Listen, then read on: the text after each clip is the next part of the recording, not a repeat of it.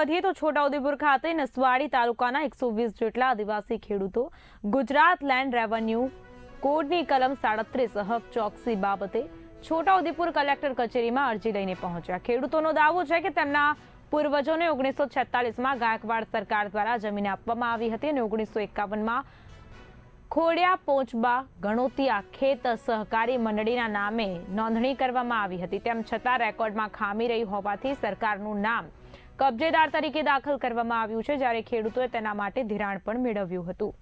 ખેડૂતોની માંગ છે કે મહેસૂલી રેકોર્ડ સુધારવામાં આવે અને તેમના નામને માલિકી અથવા તો કબજેદાર તરીકે દાખલ કરવામાં આવે। ખોડિયા પોચંબા પાલા આ 3 ગામો છે। એ ગામોમાં શ્રીમંત સરકાર નામદાર સરકારના નામે જે પહેલા હકમાં નામો આવે છે, બીજા હકમાં ખેડૂતોના નામ નીચે અંદર આવતા હોવાથી સરકારી કોઈ બી લાભ એ મળતા નથી। હાલમાં કમોસમી વરસાદના કારણે જે બી ખેડૂતોને નુકસાન થયું, સમગ્ર દેશમાં દરેક ખેડૂતોને વળતર ચૂકવવામાં આવ્યું। અમે અમારી રીતે વળતરની માંગણી રીતે અમે બી રજૂઆત કરી એમને કે અમે બી ખેડૂતો છે, અમે બી ખેતી કરી છે, અમને બી નુકસાન થયું છે તો અમને બી વળતર મળવું જોઈએ। સાથે સાથે જે બી સિંચાઈ માટેની સુવિધાઓ છે તેમાં કનેક્શનો નથી આપતા, તો જે બી સરકાર અન્ય જે હાલ ખેતી કરીએ છીએ તો કપાસ પકાવીએ, તુવર પકાવીએ, જે બી અમારા ખેડૂત ઉત્પાદન હોય તેમાં ટેકાના ભાવના અમે વંચિત રહી જઈએ છીએ, તો અમને પૂરેપૂરો લાભ મળવો જોઈએ। અમે આ જે બી છે અમારી જે રજૂઆત છે આજે કલેક્ટર સાહેબને રજૂઆત કરી છે। ભવિષ્યમાં અમારું આ જે અમારો રસ્તો ના નીકળે, અમે હાઈકોર્ટના અમે ન્યાય માંગીએ છીએ। ન્યાય માટે અમને વિશ્વાસ છે અમને ન્યાય મળશે અમારા 4 ગામોને, તો ભવિષ્યમાં અમે કોર્ટ દ્વારા બી ન્યાય લેવાનો થશે તો અમે ન્યાય માંગવા તૈયાર છીએ।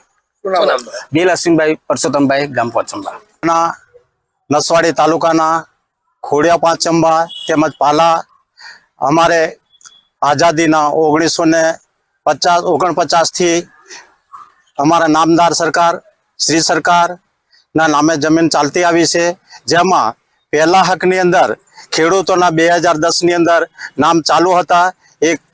તે તદુપરાંત પછી નામદાર સરકાર દાખલ થયા પછી અમારા હકના નામો હતા એ પણ કમી થઈ ગયા છે।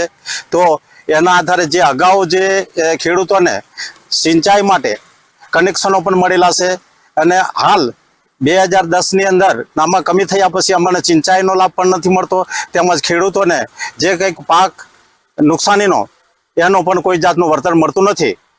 તો અમે આ કલેક્ટર સાહેબને આવેદન રૂપે મળ્યા છે તો અમને ન્યાય મળે, ન્યાય નહીં મળે તો અમે આગળ જે કંઈક હાયર કોર્ટ કે કોર્ટની અંદર જઈશું અને અમારો ચુકાદો મેળવી લઈશું। કેટલા ખેડૂતોને એવું લાભ નથી મળતો?